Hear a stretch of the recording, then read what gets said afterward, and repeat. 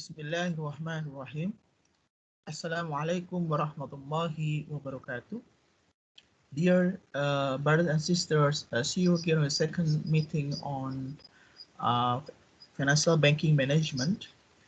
And today we are going to discuss the topic about the concept of banking operations. On this regard, we divide into two aspects of banks, namely the conventional and Islamic banks.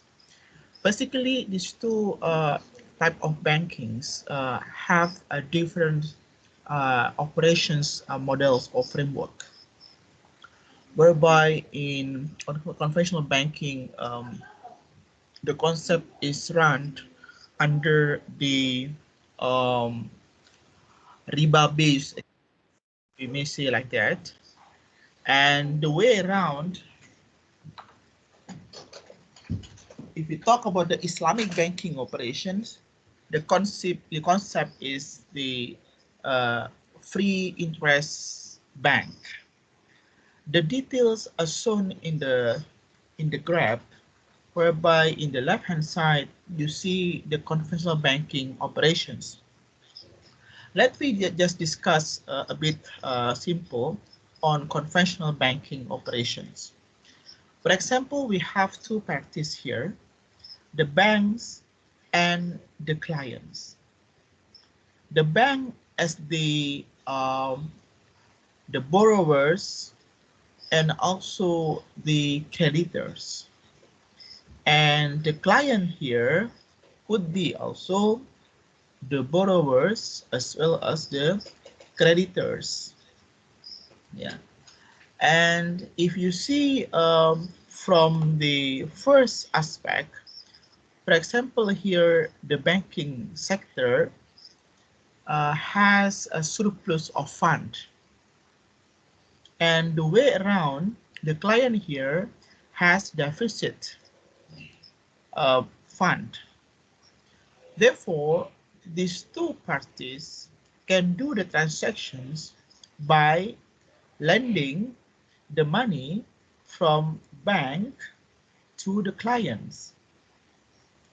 On this regards, the bank acts as the creditors and the client acts as the debitors.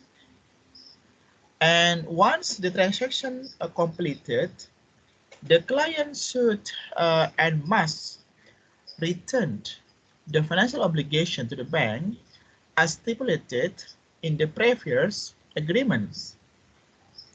For this case, the client will return the money, not only the principals, but also the additional amount, which is called as interest. So the basis of the additional amount that the client pay back to the bank is no solid basic. There is no any underlying transactions, underlying asset, we may say like that, in return the money to the banks. So the bank on these transactions does not consider and concerned how can the client will pay back the money, whether the client has already put the money into business or just put the money into unproductive activities.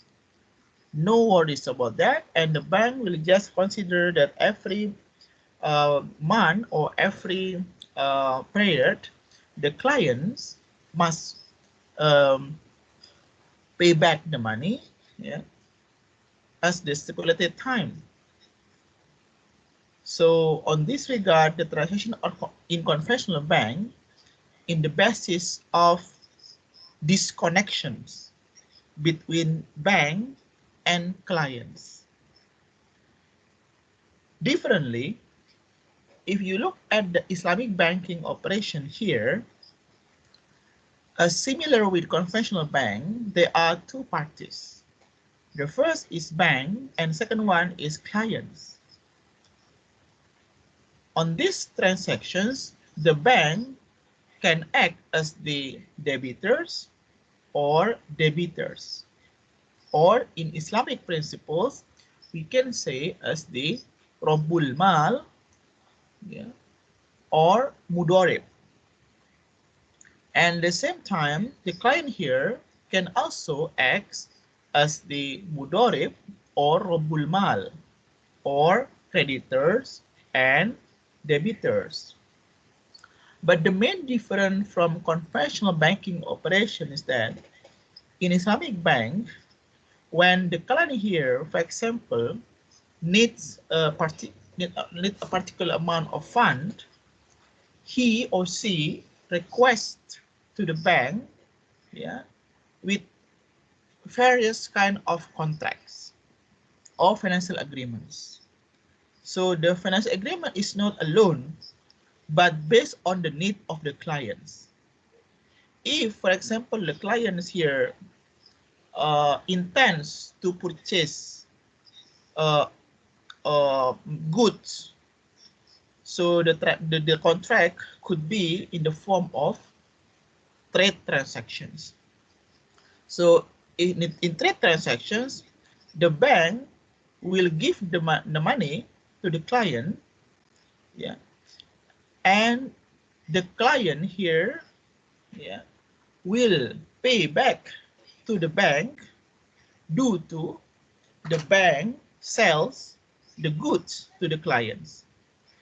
So the bank remains keeping the additional fund or money, but this additional money is not considered as interest because bank acts as the sellers and the client act as buyers. So any gaps between seller and buyers is considered as the profit, and there's no issue on that. And in addition, if the client here intends not to consume in terms of good, but try to develop a business, so that the contract is not in the form of trade, but in the form of partnership. Yeah, in the partnership here, surely the client must remain paying back the money to the bank, but based on the contributions. Yeah. So the bank must also contribute to the business of the clients. The bank must also support and consider to what extent the client has already successfully conducted the business. Yeah. So on this regard, in short, sisters and brothers, between banks and client, there is a mutual relationship. There is a connections between bank and clients. So if the client, for example, got loss from the businesses, surely the bank should also bear the loss and the way around.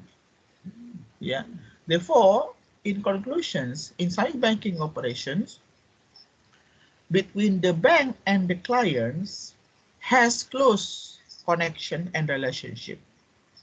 Differently, in conventional bank, there is disconnect.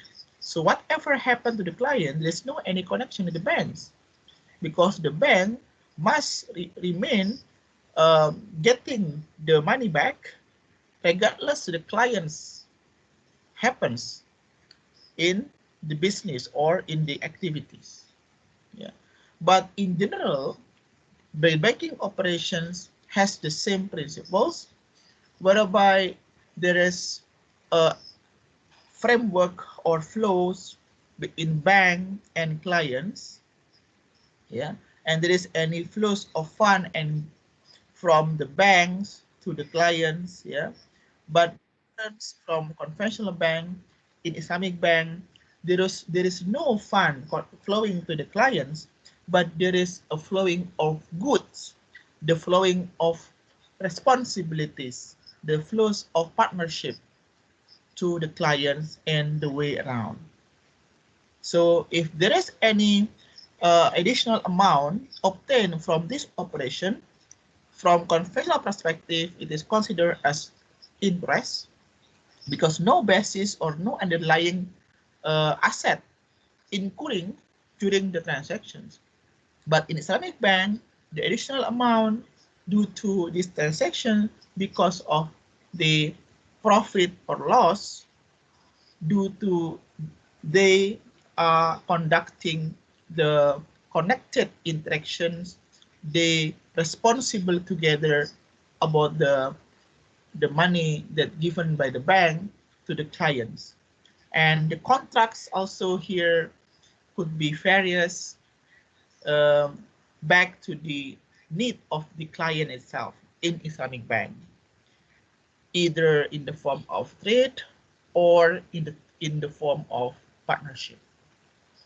These are the things that can be explained from the banking operation from two type of banking sectors, namely conventional and Islamic banks.